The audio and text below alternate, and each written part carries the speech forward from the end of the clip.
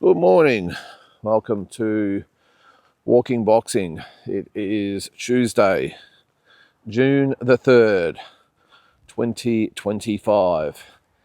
And I'm actually doing this walk solo this morning because it has been a bit misty, has been raining as well.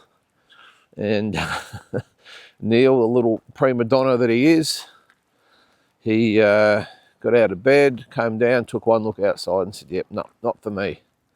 Almost coaxed him out. He got the harness on and we got out the door, and then he stopped and turned around and went back inside. So I've turned him into a wuss. He used to be a lot stronger than that. He's used to the comforts of life now, so he went inside and jumped back into bed. So good on him. So I thought I'll just battle on anyway. It's not raining at the moment, a little bit misty as I said, but we'll battle through, and I just thought still got to do the video. So there's nothing in the rule book that says Neil's got to come with me, not at least not today anyway. So good night last night with talking boxing. Talking boxing, we'll get into that in a second, but firstly, on this day, you'd think I'd be organised, wouldn't you? Where was it on this day? If I can find it. June the 3rd. Well, probably the most significant thing, it wasn't actually a fight, it was the passing of Muhammad Ali back in 2016 at the age of 74. And I remember this well. I mean, obviously all boxing fans remember it well, but I had an event on, I think it was the week after his death, and I think we were probably the first, we would have been the first boxing event in Australia to actually pay tribute to Muhammad Ali. And I remember it was at the Bendigo Stadium, and big night. We had a really big crowd, and we had the big screens and all out there. And I took a video off YouTube called "The Black Superman," I think it was, and it was Muhammad Ali, just a whole thing of his a lot of his clips to the to the music, and it was really touching. And we did the 10 bells and all that sort of stuff. And yeah, I suppose in some small way, I felt sort of privileged to be the first event in Australia to honour the great man. And I've mentioned on here a few times that what was it, 2 years ago, when I went over to the States, and I went to Louisville, Kentucky, and went to his boyhood house. Go back and check out the videos and this. So I think it was 2 years ago. Was it last year? Whatever it was. It might have been last year actually. But anyway, I've been on a few trips over the journey. But yeah, he touched a lot of people in a lot of ways. But I stood on the porch of his childhood house, this tiny little pink house in this back street. I was sort of warned maybe not to go to the back streets of Louisville, but I'd read some stuff online, some other people saying they'd done it without sort of incidents, not the best area. So I went there. I didn't get out too long. I think a lot of people sort of expect the tourists and all that now are there now. So I pulled up the car and had a bit of a look around, and they've got a plaque out the front of the house. It's empty now. No one lives there. And it's a missed opportunity.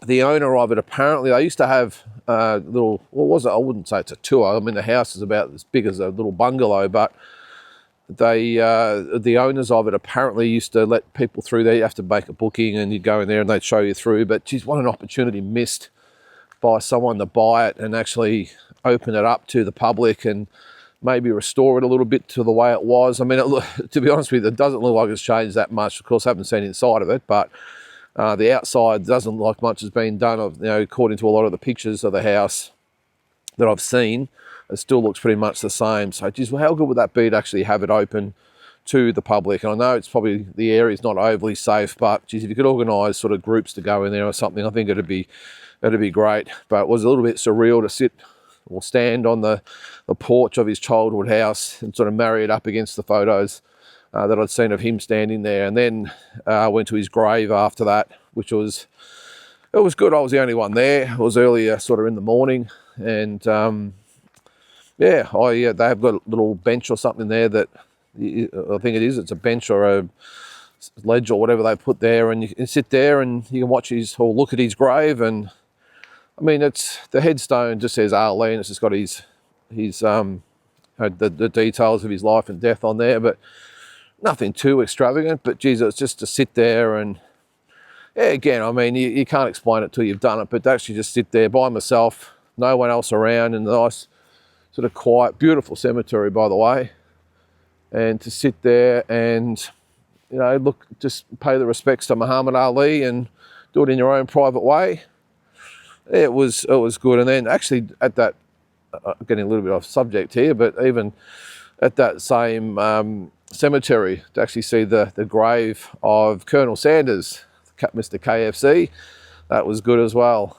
His grave was a lot bigger and more sort of flashier than Muhammad Ali's, but still, it was good to see that. And then even, I was last year on a different trip I went to, it might have been the same trip, was it? It would have had to have been, sorry, it was Louisville, would have been the same trip. And I went to the Muhammad Ali Centre, and that was great to see what they've done for him there. And just a complete sort of biography of his life. It was really, really, really good. And they really honour him in that city. There's murals on walls and all that sort of stuff for Muhammad Ali. And then last year, I know this has turned into the Muhammad Ali episode, but it's just, you know, especially on his anniversary, just to talk about it. But going to his training camp last year in Deer Lake, it was fantastic. Again, I'm sure a lot of you people watching this have seen this, but yeah, to go to his restored training camp in Pennsylvania, get a guided tour, and then being able to look through the training camp by myself, it was fantastic. And you know, it was almost like he'd trained there earlier in the day and was just out on a break or out on a run or something. That's how well they'd restored it, right down to the mosque and all that sort of stuff that he had there. So that was my experience of I suppose, honouring Muhammad Ali, to go and see all that stuff. I tell you what, the camp, though, was a bit of a drive. It's out in the middle of nowhere and up hills and mountains and all that sort of stuff. But, geez, it was good. It was really good. But that was what happened on this day, the anniversary of his death at the age of 74. Also on this day, 1971, Tokyo, Japan, Kunioka Shibata knocked out Raul Cruz in the first round to defend his world featherweight title. In 1978, Alexis Arguello, the great explosive thin man, knocked out Puerto Rico's Diego Alcala in the first round also to defend his WBC 130-pound title. In 1979, this would have been a war. The two Mexicans, Lupi Pintor and Carlos Arate, went at it. Lupi Pintor won by 15-round decision. That was in Las Vegas for the world bantamweight title. And then 1991, Humberto Gonzalez Chiquita. I remember him. He was a great fighter. Defended his world light flyweight title by defeating Melchor Cobb Castro. That was also in Las Vegas. And in 2017, Canadian Adonis Stevenson knocked out Andrej Fonfara in the second round in Montreal, Canada, to defend his world light heavyweight title. So that's what's happened on this day. All right, as I said last night, was good with talking boxing. We had Tassie Brown on talking about the Terence Crawford visit and how good it was. And always like Tassie, he never pulls punches. Let's you know exactly the way it was. And while he said it was an awesome visit, not overly happy with maybe some the response from some people, and a lot of people saying it wouldn't work and didn't support his event, all that sort of stuff. But I think we're going to look at the positives of it all. And he said that Terence Crawford, he loved it. He said he did get a little bit grumpy sometimes because of the workload, but Tassie looked quite right. He said he's paid a lot of money to get him out here, and he needed to recoup his money to get a return on investment. So, but he did enjoy it. He loved Australia. He wants to come back and do the more touristy things. He said he didn't really get a chance to do that sort of stuff apart from going to a sanctuary and holding a koala bear and going to the Harbour Bridge in Sydney.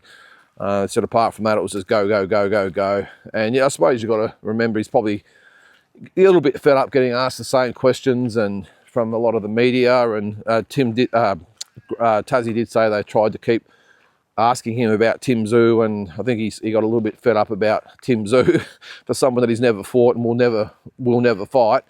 I think he got a little bit stroppy, or not stroppy, but a little bit, a bit peeved about that. And Tassie had to pull up the reporters at one stage and say, "Hey guys, can we actually talk about Terence here and not just Tim Tszyu?" And so good on Tassie, and like, to be able to pull that off, to meet him overseas and then follow it up and create a friendship with him and get him out here to Australia literally just before he starts camp for the Canelo fight. I mean, it's a huge coup. It really is. And it's a feather in his cap for Tassie, and let's hope he can do some other stuff going forward. But by all accounts here, good night, successful, or good trip. The gala night was apparently really good as well. I think he said he had a couple of hundred people there, so it ended up being a big success for him. So good on him.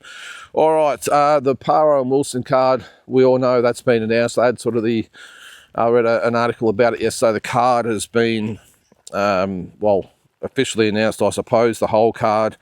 And I think the video I saw yesterday was Liam Parro and Liam Wilson up in Cairns, sort of having a bit of a tour of the facilities up there. It looks fantastic. Where they're going to have it there, the convention centre, looks really, really good.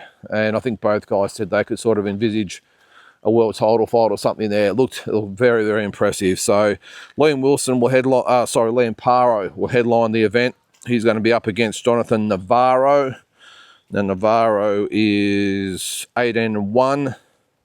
Liam Wilson will be up against Ayrton Jimenez, who's 22-1. So the two Aussies, Parro's 25-1, and Wilson is 15-3. Who else have we got there? So Vegas Larfield's on the card as well. He's going to fight Brian Cabrillos. Kira Rushton, very, very good young fighter or prospect. He's up against Kartik Kumar. Callum Peters is up against Anthony, what's that name? Horali. So good to see those guys on the same card. All those young guys. I've been a little bit sort of beating the drum about this, but I don't know why they wouldn't have someone like Cooper O'Connell line up there. World Amateur Youth Champion. They haven't signed him no limit. I don't know why. You'd think he would be the type of young fighter that they want to put on and showcase on these no limit on Fox cards. I don't get it. They've got Olympian Callum Peters on there. So they're obviously looking to support the amateurs. But to not have Cooper O'Connell up there, and he's fighting on a small show on the Gold Coast. Good to see him back in action, by the way. Better than what they were going to do with him and put him on up in Newcastle. It's good they've actually got him in Queensland, so he doesn't have to travel and all the rest of it. But yeah, I think I would like to see someone get behind young Cooper. Great young talent, and could be a future world champion. But at the moment, no promoter. He has got Glenn Jennings behind him, which is surprising that Glenn wouldn't have him signed up with no limit and on these cards. But anyway, I'm sure there's reasons behind it. It's just speaking of Cooper O'Connell too, him and his mum, Shannon O'Connell, I think I mentioned the other day, will be coming on the Canelo Crawford trip in September. Pending all the pricing and all that sort of stuff with that trip. I did notice yesterday airfares and accommodation have gone up in the last sort of week or so, but they can also come back down as well. So I'll keep an eye on that. Once the fight's actually signed, sealed, delivered, official, they've got a venue, which they haven't got at the moment. I don't think they've even got a proper promoter yet. So once it's all ironed out, set in stone, that's when we'll start the packages and we'll start booking. But at the moment, it's not really any sort of suitable flights that are on special. The accommodation will fluctuate, so I'll keep an eye on that. But either way, I'll keep everyone up to date with what's happening with that, with the pricing. So keep an eye out. But yeah, so that is Liam Parro, Liam Wilson on June 25th, which is only 3.5 weeks away. So now it also is fight week. I failed to mention that then. Jai Pataya, Claudio Squayo, also Keyshawn Davis. I keep getting in trouble for saying Keyshawn. It's Keyshawn. up against Edwin de los Santos. Nakatani and Nishida is this week as well. Justice Huni and Fabio Ward. It's going to be a big weekend of boxing. And the UFC's on this week too, if you're into that as well. So it's going to be a massive week of combat sports. And the Appetite card looks pretty good too. Make sure you support that. $50 for that. And Justice Huni, I think, is for free in the morning on DAZN as well. So we're going to go into Justice, into the UFC, maybe into... I'd say that Davison and De Los Santos fight should be on Fox Sports here in Australia. The Nakatani fight, I'm not so sure. That might be on ESPN, I suppose. So either way, check your guides. Should be a big weekend of boxing. Emmanuel Navarrete and Charlie Suarez has been officially declared a no contest, which I think is good. I think it's the right decision. You remember in the fight, what was it, a month or two ago, that the cut on Emmanuel Navarrete was declared a accidental headbutt. They went to the scorecards and Navarrete won the decision, but replays, I think it was a little bit inconclusive at the time, but apparently they've had a real good look at it. Obviously protests have been lodged by Suarez, and it was declared that it was a punch that actually caused the cut. Now, technically, I would have thought it could have been actually overall to a win for Suarez. It'd be interesting what would have happened if it was on the opposite foot, if it had been Suarez that was cut, that whether Navarrete would have been declared the winner. But that's boxing. So what's happened is they've said, look, this is just too hard. Navarrete got the win on the night. Should have been to Suarez. Let's just call it a no contest and we'll declare a rematch. So that's what looks like it's happened, or will happen. The WBO super featherweight title. So, and then who knows? Liam Parro might be, although he's moved up to lightweight, hasn't he? I was just about to say that maybe he could get a shot at the winner of that, but at the moment he's at lightweight. So I think that's justice. I think it's good. I think it's good that common sense has prevailed, because there's not much common sense around at the moment. Just look at what's happening with the WBA. You've got Nonito Donaire fighting for a interim title. We've got Jamal Charlo, after that fight on the weekend, is now the number 2 ranked WBA super middleweight contender. How does that happen? Yeah, it's just all sorts of up in the air stuff goes on with the WBA, even to an extent, I suppose, with Justice Huni. I don't think he was rated by the WBA. He was ranked number 1, no, sorry, 2, or 1 or 2. Was he with the WBO? Might have been number 1. And now he was decided to fight for the WBA interim title, and now so without being ranked, he goes in the fight for that, which is good. I'm not unhappy with that he's getting a shot with Wardley this weekend, but geez, WBA, who knows what they're actually doing at the moment? I don't think they even know. And a couple other things. Oscar De La Hoya, I think I mentioned yesterday about Teofimo Lopez, that I thought he might have spoken to Floyd Mayweather and Oscar De La Hoya and got the cold shoulder, so he decided to go and apologise to Turki Al-Sheikh. But it looks like, according to a interview with Oscar in the last sort of day or two, that he's actually really keen to sign Teofimo Lopez. So maybe Teo just apologise just in case he can't get anyone else. But I think it'd be a good fit, him and Oscar De La Hoya. Similar personalities, I suppose you'd probably say. And yeah, I think it would be a good fit to go with Golden Boy. Oscar's probably, well, arguably the second biggest promoter in the world behind Turki Al-Sheikh. I know you got Eddie Hearn in there as well, maybe even Frank Warren, but with not much else happening for Teofimo Lopez, I think it's a good move. So, but more will come to light on that as well, I suppose. So guys, look, that's going to do it for today. I'm jumping the car and head off to work today, so I'm going to be on the road for a little bit. Hopefully the weather behaves. It's starting to just come down a little bit heavier now, so good timing just to walk in the gate. So guys, hope you have an excellent Tuesday, and we'll catch you tomorrow.